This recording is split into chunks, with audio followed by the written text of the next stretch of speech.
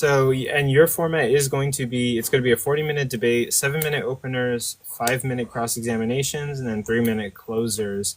Okay, great. So with that, yeah, I can set the timer for you, Forrest. You got it on your clock, AR? For what? How many minutes? 7 minutes for his 7. Yeah, open. hold on. Let me do that, man. If there's another one after, do we need to respect that time frame? Okay, I got it. Go ahead. Okay, and yeah, we can start the 7 minutes. Yeah, there'll be another one after you. Okay, Forrest. cool. Well, I just want to I just want to let you know that you may need to shorten it by a minute or two, but whatever. It's y'all's call. Go ahead. Oh, and we'll start whenever you say your first word. Okay. Okay. Is the Christian teaching inherently harmful to children? I would say yes. As a person with the burden of proof, I will need to convince anyone who's listening that the Bible is and the Christian teachings are inherently harmful to children. I'm going to first go to probably the psychological effects that Christian teaching has on children. It teaches you they're inherently harmful, that you're inherently born with original sin, which is not necessarily a biblical concept. As a person who was born in the church, I constantly grew up with the psychological thinking that I was guilty of something that I never was, and something that is extra biblical. Original sin is not taught anywhere in the Bible. If you look at Ezekiel 18:19 through 23, this passage explicitly states that no father can pay for the sins of a son, and no son can pay for the sins of a father. It says the person who commits the sin will unalive for it. Therefore, based on this standard alone, no one can be passed down a sin. And this also invalidates thinking that Jesus was somebody else's savior. It says explicitly that if you commit the sin, you must unalive for it. It also gives credence to the fact that no one, unless they have done it themselves, has ever committed a sin. It's inherently harmful to children psychologically to teach them that they are guilty of something in which they are not guilty of, even according specifically to the Bible. It's also very inherently harmful to children because of the physical aspects. If you look at Genesis 6, you'll notice that God has only given 2 commandments at this point to Adam and Eve. He's given the one commandment to Adam and Eve, which is not to eat the fruit of the tree of the knowledge of good and evil. For in the day that they do, will surely unalive, and that is a lie from God. And then you have the commandment of be fruitful and multiply. It's very harmful to children physically because in Genesis 6, God allows the destruction of the entire world for no specific purpose.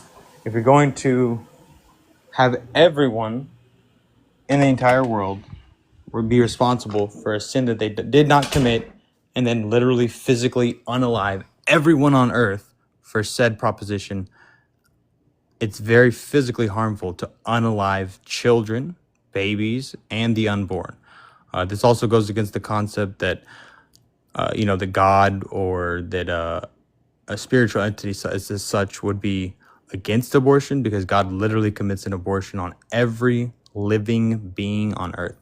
It's very harmful to children, especially in Numbers 31:17 through 18. It says that if you see a beautiful woman who has not yet known a man, insinuating here that they're a virgin, a young person, you can take them from the battlefield in which you are fighting other people.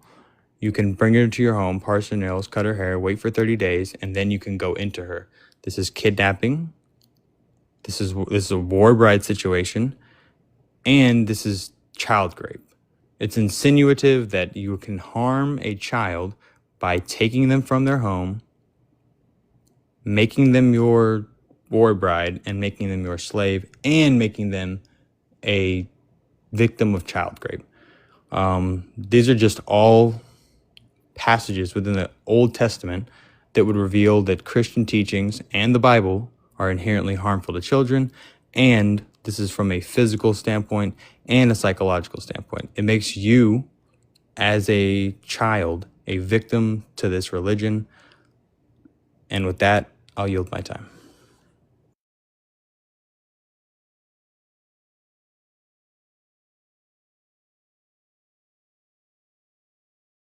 Sorry, my bad. I accidentally muted him. I didn't mean to do that. All good. I'm trying to think of other things, but I think during my cross exam, after she's talking, I'm gonna find some more key points. Okay, perfect. And then we're gonna move on to wisdom's 7-minute opener. Do you got that on your clock, AR? Well, Doing good. my fault. Somebody said the gift and it was in the way of my mute button. Nah, yeah. I got you. Okay. And wisdom, we'll start whenever you say your first word. So God bless everyone. Thanks for everyone being here. Forrest, thanks for taking this debate. So let's get into it. Of course, Coco and AR, thanks for hosting. All right, so is Christian teaching inherently harmful to children? Of course, we're going to go ahead and negate this very easily. Number one, if harm is inherent to Christian education, then Christian education would not exist as such without harm. Why? Because harm would be a necessary component of its structure. And of course, we're going to see that harm is not inherent to Christian education. Harm is not in the essence of Christian education. And so the resolution will be negated. But if Christian education can be practiced without harm, which clearly can happen, which we will show tonight, if it can nurture, if it can heal, and if it can uplift, then harm cannot be intrinsic to it. Therefore, Forrest, I just don't know what you're going to do here. So for this resolution to stand, you're going to have to show not merely that Christian education can result in harm, because newsflash, everything can result in harm. Even drinking water can result in harm. So you're not just going to have to show that Christian education can result in harm, but that it must result in harm.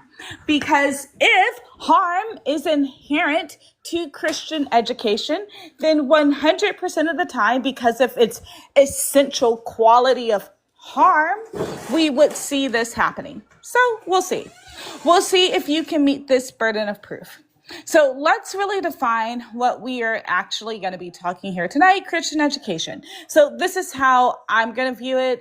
Forrest, I didn't see you bringing up anything in your opening statement about this, but Christian education shall refer to... Oh, I'm sorry. So I was saying that I didn't hear Forrest define Christian education, but we'll go ahead and define Christian education as any system of learning shaped by the teachings, values, and worldview of the Christian faith. This is going to include formal Christian schools, homeschooling, any sort of Christian curricula, that sort of thing, where we can really look at Christian education in a formalized setting to see if it's doing not just more harm than good, but if it's inherently harmful. No, Christianity is not a system that assumes people are perfect, though, as Forrest has already pointed out, but it's going to be quite the opposite. It's a system that is grounded in transformation. So we are taking children from this one place and we are making them wiser, freer. We are making them better children, able to overcome the parameters that they see themselves in. It's fine. Christian education is therefore not static, but deeply self-aware. And that's why when you look at even the statistics between children that do go to parochial or Christian schools and compare them to their secular counterparts, you will see that this is embedded into the curricula. Having children understand their place in society, having children understand who they are as a person and how this is going to benefit the world around them. This is going to be inherent to Christian education. Every single child that graduated from a Christian high school, in fact, has to do community service to this end goal. You're going to see that this is not inherently harmful, but it is inherently helpful. That we learn tonight, we're going to confess and we're going to grow, that we are building something greater as a community of believers. This is the kingdom of God. This is what the Christian communities do. When you enroll your child into a Christian school, whether it's going to be Catholic or Protestant, you are putting them in a school that is going to uplift not just that child, but the whole greater community with what that child learns and when they graduate. So let's just go ahead and let's get a quick syllogism up in here so that we can keep everything in parameters. Premise 1. What is inherently harmful must rely on harm as a necessary part of its essence. It is contingent upon harm to be what it is. I hope you understand that. So premise 1, it is contingent upon harm to be what it is. Premise 2, Christian education can and often does exist without harm. Therefore, it is not contingent upon harm. Because if Christian education were contingent upon harm, then it could not exist without its conclusion. Therefore, harm is not inherent to Christian education. So with that, how much more time do I have? A minute and 50 seconds. It's on your screen above your icon. Okay, good. So with these little few minutes that I have left, we're just going to look at some actual statistics about Christian education. And we can see from actual peer-reviewed studies that my opponent, Forrest, is going to have a very, very, very, very hard time. So, for example, in 2023, the Cardis survey with Baylor University found that Christian school graduates report higher life satisfaction, stronger civic engagement, and more charitable behavior than public school peers. We've also found by a 2024 peer-reviewed meta-analysis, yes, of 57, what did that say? Hold on. 57 studies showed that private religious schools outperform public schools in civic engagement, tolerance, and political participation. Interesting. Even in Australia, this is going to be the Australian Catholic School Graduate Study of 2025. This one found that Catholic school graduates earn 4 to 11% more, report better health and higher life satisfaction than public school graduates. So this isn't to say anything negative about public school graduates. I would like to point out that I work at a public school and I find that they are very good institutions. However, the resolution today is that Christian education is inherently harmful to children. But what we've seen is that Christian education outperforms secular education, and that because the word inherent means that it has to perform every single time at that baseline, your forests are going to have to show that essentially Christian education is harmful to children. And I'll rest there. Thank you, thank you. And with that, we're going to move on to cross-examination. So, Forrest, you're going to get your first 5 minutes, then wisdom, and then we'll repeat, and then we'll get the closers going.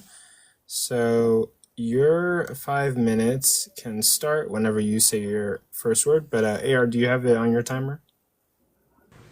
With Forrest, right? You said what? How many minutes? 5 minutes. 5 minutes. Yeah, we got it. Okay. Yep. And 5 minutes. Yeah, we got it. Okay. Yep. And I'm free to ask a question, correct? yeah, you're a Okay. cross-examiner.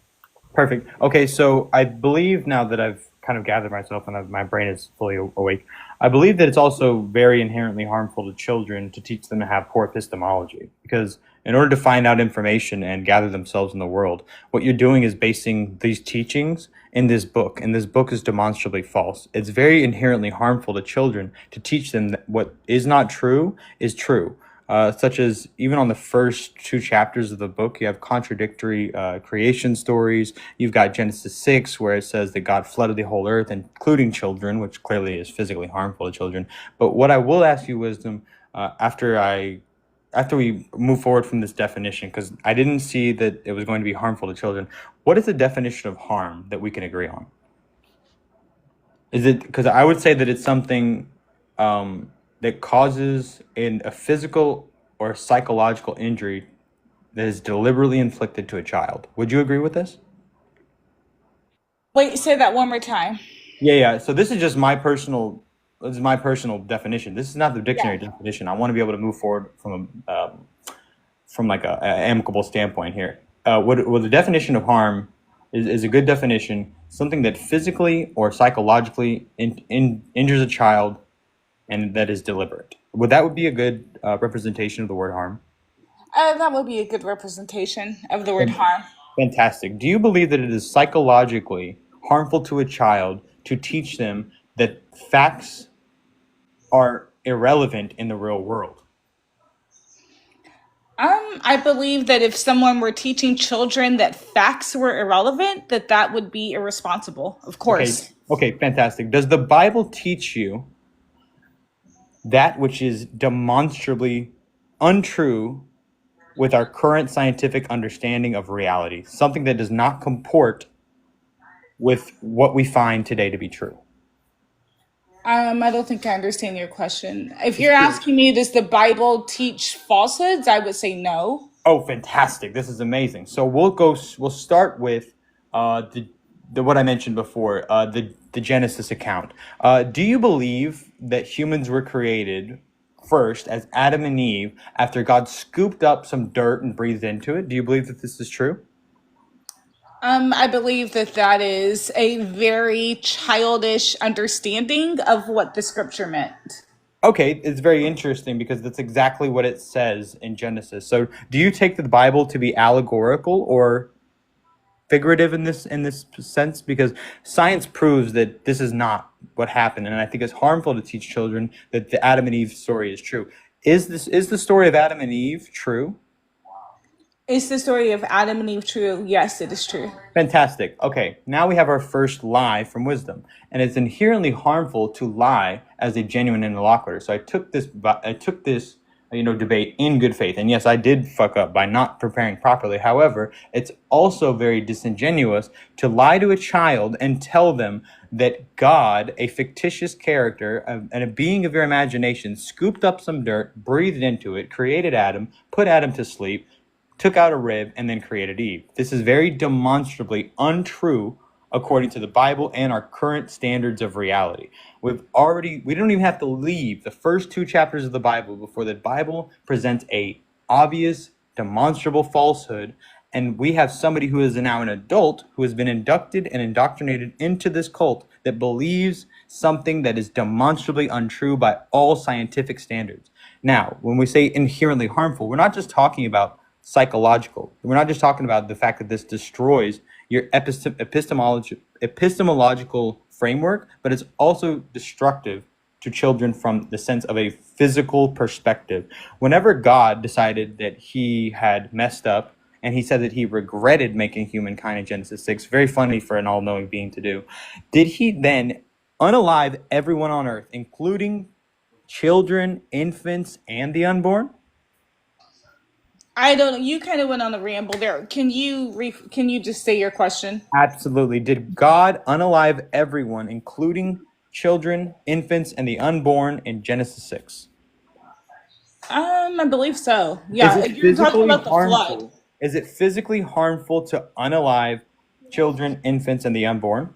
Absolutely not. I wouldn't say that that's harmful to children to learn that story. Absolutely not. My children learn that story and they're just fine. I mean the actual physical process.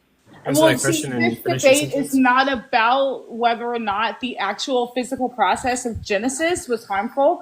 This debate is about whether or not Christian education is harmful to children inherently. And that's time. So we'll stop it there. And then we'll move on to the next cross-examination. Wisdom, it's your turn to cross-examine. You're going to get 5 minutes. And AR, you got that on the clock? Yep. Got it. And go ahead, Wisdom. Okay, so can you prove that the Bible is false, or can you prove that by someone teaching a child Christian beliefs that they are harming said child? Absolutely. I mean, you're the perfect example. You actually believe the Genesis account is true. You believe in your heart of hearts, after you've been indoctrinated into this cult, that Okay, thank you. You said that I was the example of a harmed child. Can you give me some objective reasoning? You're saying I'm harmed compared to a secular person or an atheist right now?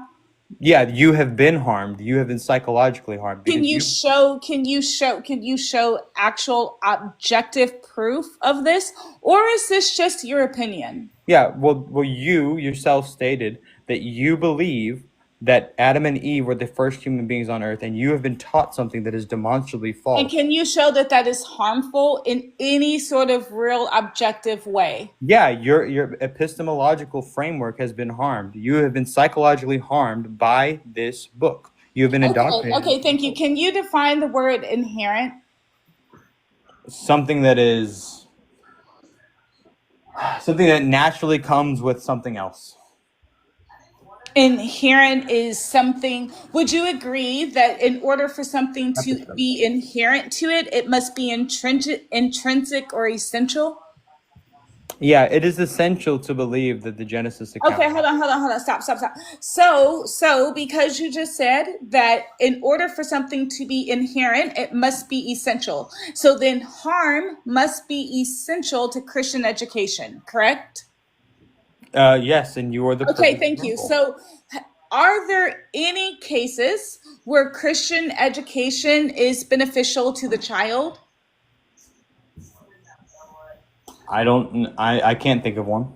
Okay, so according to the studies that I showed you that were peer You reviewed. didn't show me anything, man. Okay, so then I read them to you. Did you remember them? I Yeah, can the read them. Baylor. I looked it up. Okay, so Carter here, Baylor. for the sake of time. So the first one here is going to be from the Cardis Education Survey. This is with Baylor University of last year. And it did find that Christian school graduates report higher life satisfaction, stronger civic engagement, and more charitable behavior than public school peers. Would this be an example of inherently harmful behavior? No, and I also don't have the study in front Okay, of so me. then hold on. I don't even So understand the sample size. Forrest, You're hold on. just I'm you're gonna just tell you my positing point, things Forrest. I out didn't loud, ask man. for this extra that you're doing. Hold on, time. So now, because we have shown in 2023 and 2024, when you're peer reviewed, right? This is a peer reviewed survey that shows that Christian education was helpful. So now don't you have a P and not P if you're going to say that Christian education is inherently harmful? How could that be without creating a contradiction? Yeah, that's your burden of proof, and I don't have No, it's any. not my burden of proof. You have the burden of proof as the affirmative. I am the negation. I've already negated the resolution with this one survey that you have absolutely no response to. It is your burden of proof as the affirmative to uphold the resolution, and already the resolution has been negated. Oh, do you want me to respond? Yeah, go ahead. Yeah, I don't have the physical the survey in front of me. I don't understand the sample size. You don't know who ran the survey. I do know the Cardis Education Survey with Baylor. Could you give me like like EID or something that I can look this up, because this is just an empty claim. Hold on. Do you know who Baylor University is? Yeah, I understand. I live in Texas. Actually, I've been to Waco plenty of times. And okay. What does this have to do with the topic? It's irrelevant. What does it have? Okay, because the topic is Christian education or is Christian teaching inherently harmful to children? Yeah, these are graduates. And according to this peer-reviewed survey, it found that Christian school graduates, this means that children who came through Christian schools and graduated those Christian schools, reported a higher life satisfaction in relation to their public school peers. Okay, I'm still looking for this study. Okay, so then if it is the case that this study is accurate or that this study is valid, then how do you uphold the resolution? I don't affirm that it does. Okay, but if we listen, I said Ifs and buts were candied and nuts. If the study, okay. And with that, finish your last sentence. Forrest, just answer this question. Is it yes or no? If this study is valid, does it negate the resolution? You can answer that question. I prefer not to answer because I don't have any information on it. Okay, and with that, we can move on to what's going to be Forrest's second cross-examination. You're going to get 5 minutes. And AR, you got it on the clock? I said 5 minutes, right, on Forrest? And yep, you can go ahead, Forrest. Yeah, so right back to my point that I was ending up on. I mean, there's no way to dodge this point. The question is Christian teaching inherently harmful to children? What's taught in Genesis 6 is that every single person on earth, including, guess who, children, infants, and the unborn, were unalive by your God. In Genesis 6, for actions that they did not commit. Do you believe that the worldwide flood happened, Wisdom? Of course, I believe that the worldwide flood happened. Fantastic. This is also demonstrably untrue. There is not, and this is another further point, not only for the physical harm within the Bible, but the psychological harm outside of the Bible that has occurred to wisdom in particular. You have people who believe that not only that the Adam and Eve story which happened, which is not true by all scientific standards, but also that the flood story happened, which is not true. It says that the flood happened where there were the flood for 371 days where Noah was on the boat and had 6.6 million species on the boat, every two of every kind. This is demonstrably untrue. It shows that the psychological harm that happens to children as they are in these schools and in these churches happens. You have a psychological standpoint, which is you are believing something that is not true, Adam and Eve. And another thing, the global flood. It is literally impossible. There is not enough water underneath the Earth's surface, on the Earth's surface, or in the Earth's atmosphere to support a worldwide flood 23 feet over the highest peak. Let's go to the effects of the flood. It unalived children, infants, and the unborn. This is inherently harmful to children because it physically unalives them. This point alone proves that Christian teaching is inherently harmful to children because in Genesis 6, God decided to unalive every single child on earth. Is this true or is this false, Wisdom? Okay, I'm just confused because what you're arguing is what happened in the Bible. You're basically turning this debate into a moral argument for why God did what he did. This is not the purpose of... I just need a yes or no. I don't even know what your question is because you keep going on 30 minutes. Every child on earth in Genesis 6, yes or no? Did God unalive every child? No. Oh, so the flood did happen or didn't happen? The flood did happen. There were people still was alive. every child on earth destroyed during that flood? No. This is a dishonest and disingenuous interlocutor. You should lose just based on this contradiction alone. You have already admitted that you believe that the worldwide flood happened. It says particularly in Genesis 6 that it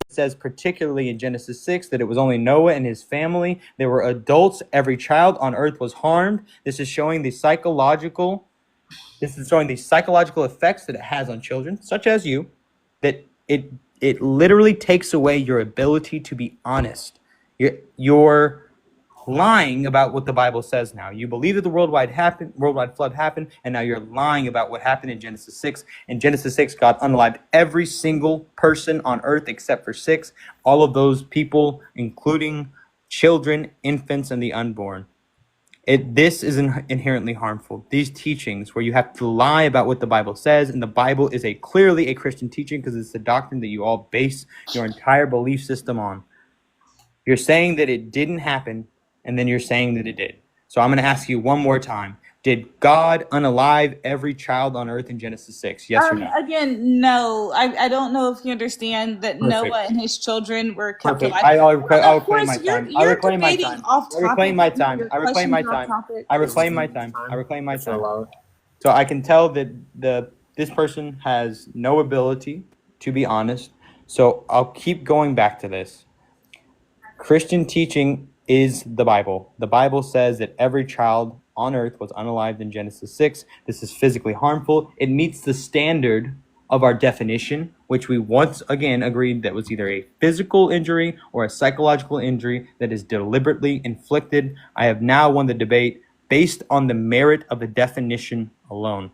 I want to go back to the psychological part because this is what she's going to rely on. She's going to do her hinge on whatever this Baylor study is. I don't even know what kind of analysis this is, but the psychological effects could have been had in a non-Christian school or a public school. So whatever this synthesis is that she's taking it from, she's already admitted that the worldwide flood happened and lied about all the children on earth unaliving. That's all I need. Last sentence. Oh, and okay, that works. Wisdom, you're going to get your 5 minutes to do your cross-examination. Then we're going to move on to closing statements. I'm ready. Yep. And go ahead, Wisdom. All right. Thanks. So again, Forrest, please define the word inherently.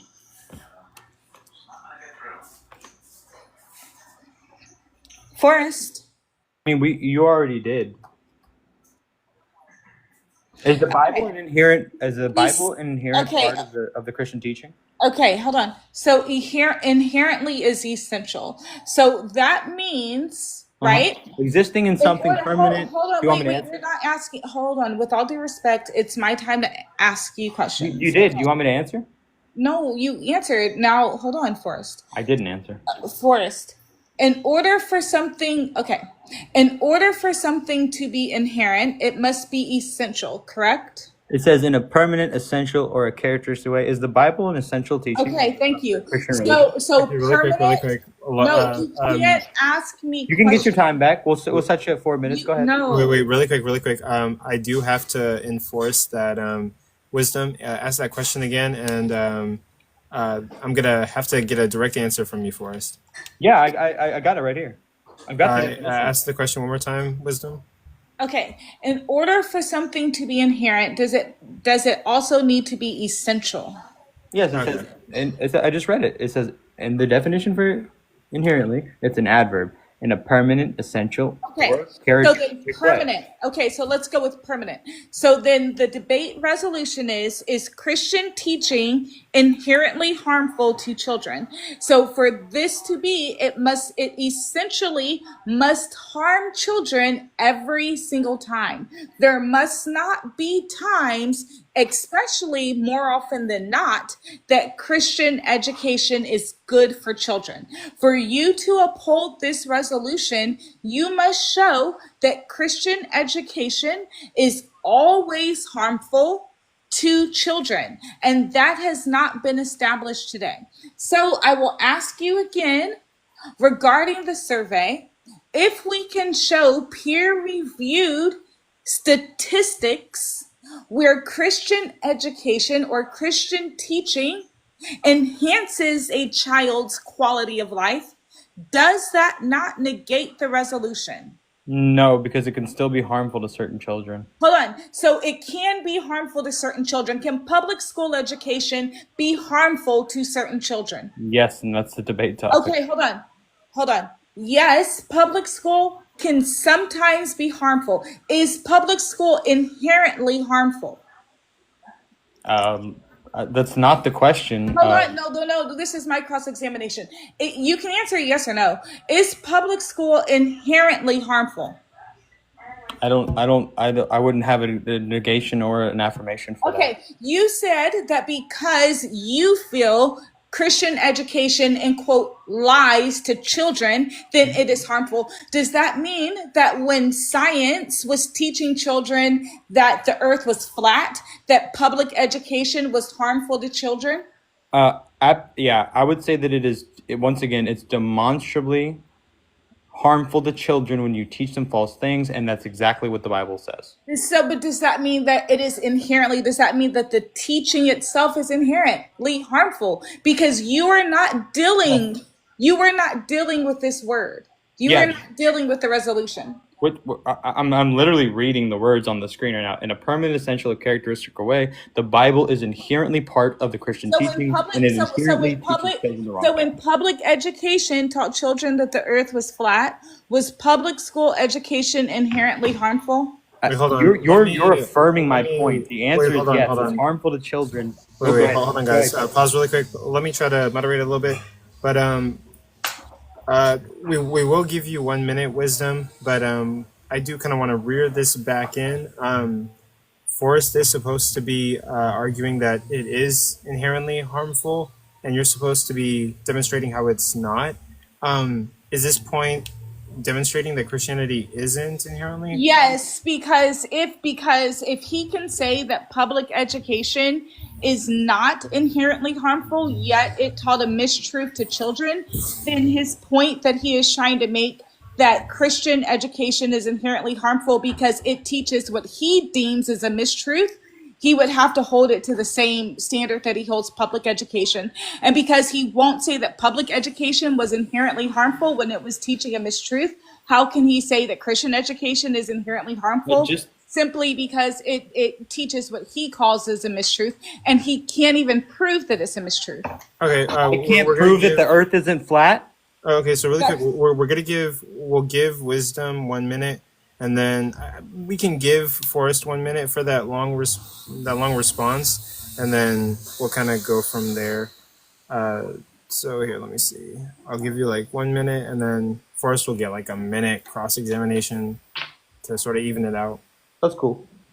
Okay, so Forrest, have public schools ever taught children things that have later been amended? You mean like the last, differently? like since the founding of the country? Yeah, in the last 200 years. Yeah, I'm sure that science has advanced in the last 240 odd years.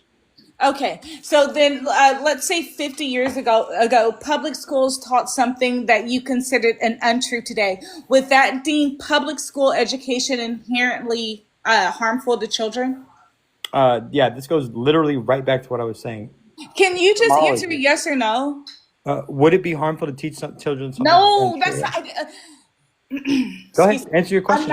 Okay, so Forrest, I'm not asking you, is it harmful? I'm asking you, does that make public school education inherently harmful? Because the word inherently Is this a sentence? means by essence all the time. And do you want to get a yes or no for that? And then we It can. doesn't. I can't agree with that because it doesn't say all the time.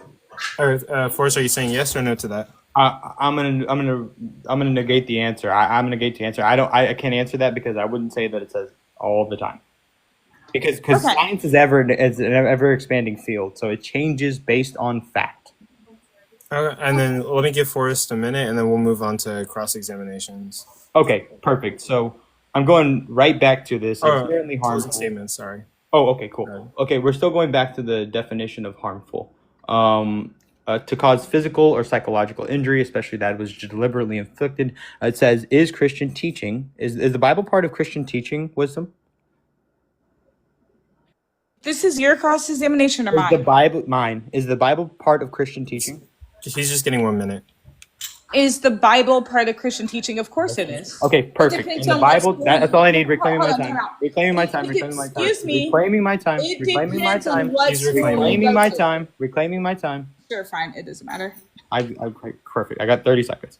So the Bible is inherently part of Christian teaching, as she has already alluded to. Genesis 6 says that every single child, infant, and unborn was destroyed in the flood. So even by your own doctrines, the Bible teaches that it is perfectly acceptable to harm all children on earth and completely destroy them.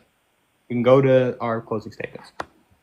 Yeah, we can finish off with closing statements. 3 minutes.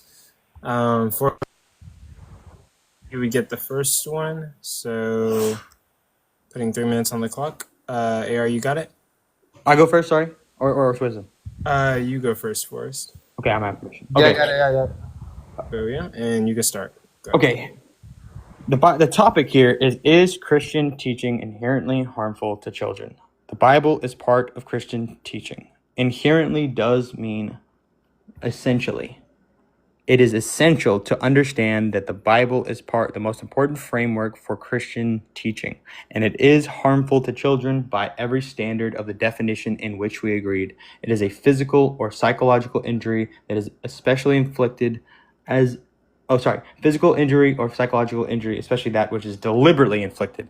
God deliberately inflicts harm upon children in Genesis 6, which wisdom actually believes happened. It is also psychologically harmful to a child to teach them that facts do not matter, and that's what the Bible does. It does away with science. It does away with the ability to think that you're enough. We're all taught that we have original sin. This is extra biblical. This is not true. It inherently is a psychological harm to children to teach them that which is not true. We have a grown woman right here who believes that Adam and Eve were the first people on earth. This is demonstrably false. Many Christians believe that the earth is flat. Many Christians believe that there was a worldwide flood in which, once again, all the children were destroyed. All of these things are scientifically proven to be untrue. It's harmful to children to teach them that facts don't matter, that the way that you find your information, your epistemology doesn't matter. It's harmful to children to do this to them, to indoctrinate them into this cult, to act like it's okay to destroy everybody with an arbitrary sense, just as God did in Genesis 6 when he unalived every child on earth. So I think that I met my burden of proof here, and the fact that you hinged your entire argument on some random irrelevant survey about people that have already graduated, people that are now adults. The child part, the harmful part, the inherent part, and the Christian teaching part, the Bible, have all been met. If you're a genuine listener, I apologize if it seemed a little choppy. I'll do a better job of not falling asleep next time. But please remember, the thing that says under host is Christian teaching inherently harmful to children? And the answer is yes, both physically and psychologically. You can demonstrate this in and outside of the Bible. And with that, I'll yield my time. We're going to end it there. And then Wisdom, you're going to get your 3 minutes. And then after that, we're going to start the poll. And the judges are going to finish up their scores. And we'll get comments, questions, and concerns after that. So Wisdom, you get 3 minutes. And you can start. Righty. So here's the deal. Forrest keeps running to this claim that the Bible is harmful because it contains things that he personally finds offensive. Forrest, this is low-hanging fruit. This is not even what the debate is about. You haven't even brought forth any scholarly sources yet to interpret these passages. You just keep asserting that because you feel that they are bad, that it is inherently harmful to teach children about the Bible. But this is not a fair standard. This is your personal opinion masquerading as fact. It is not right. You keep insisting that God caused harm in the Bible, but even if we granted this point for this argument's sake tonight, it has little to do with the resolution. Forrest, what we are debating is whether or not Christian teachings or Christian education is inherently harmful to children, not whether the divine judgment that happened is good or bad. That is a completely different debate that we would need to have on a completely different date. Okay. So in contrast, I've shown you tonight that Christian education, that Christian teachings really often form children into morally responsible children. Okay. Or adults. We've looked at multiple studies that go along with this understanding. We've shown through the studies tonight that Christian education actually is helpful. It is not inherently bad. Even Forrest himself said that in order for something to be inherently bad, it has to be bad at its essence. So that means that every single time Christian education comes up, there would be problems. He then tried to pivot and say, well, because the Bible teaches lies and we're teaching children lies, that this is what is harmful. This is what makes Christian education inherently harmful. Okay, 2 things here. Number 1, you would have to prove that the Bible stories are lies because I take them as truth. But then secondly, again, if I granted him that these were falsities, even if I granted you that, Forrest, you would still have to compare that then to public education. And when I asked you, is public education inherently harmful because it also taught falsities, you just refused to even give an answer. But let's look at some of those falsities. Number 1, scientific racism and eugenics. It was taught in public schools that different races were biologically superior or inferior, depending on which race you were talking about. This was taught in textbooks well into the 20th century. We were also taught segregation in schools. Remember the phrase separate but equal. In fact, busing even went all the way up into the 1990s. Brown versus education, 1950s. These are things that literally have happened in maybe not like our lifetime, but within like our parents' or our grandparents' lifetime, okay? In the 1980s, there were still problems with things like sexual education and things of that manner that were in our textbooks. So once again, Forrest, if your claim is that you feel that somewhere a Christian school taught a child something that you don't agree with, you're going to have to hold public schools to the same standard. Unless you're going to be contradictory, But what we've seen today is that he doesn't uphold the resolution. The resolution is negated. You're running a little bit long, but Oh, try to finish it. my bad. That's it. Have a good night. Oh, okay. Sorry about that, but we just gotta keep it fair. But okay, thank you both for your candor. That would be the conclusion of the debate. Judges will be able to finalize their scores, and we're gonna put up the audience poll. Yeah. And we have a little bit of time. Next debate is going to be Sinlith versus Sinlith, a newcomer, versus Heisenblurb on is there an intelligent designer to biological life? So we'll do some Q&A before that, and that's starting at 9:38. So we've got like Solid amount of time here. solid amount of time for like Q&A. And I apologize to everybody for how shitty that was. I take full responsibility for not preparing properly. Oh yeah, and I'm look, sorry. like, I'm sorry. That's my fault. Especially I want to apologize to Haru because he wanted to take this and I took it and then I fell asleep. So that's super apology to Haru. No, it's totally fine. It's we just had to do a quick replacement because life happens, right? And Forrest was willing to step up and take the replacement. And so everyone who just watched the performance, just keep in mind that Forrest was coming into this debate today, right? To do a quick replacement. And that's really it. But there are No things excuses, no excuses, no excuses. I took the debate at 5:30. I had 2 hours to prepare. I thought I could fucking fall asleep for 10 minutes or 20 minutes. I set 3 alarms and I just overslept. Yeah, the poll is up, by the way.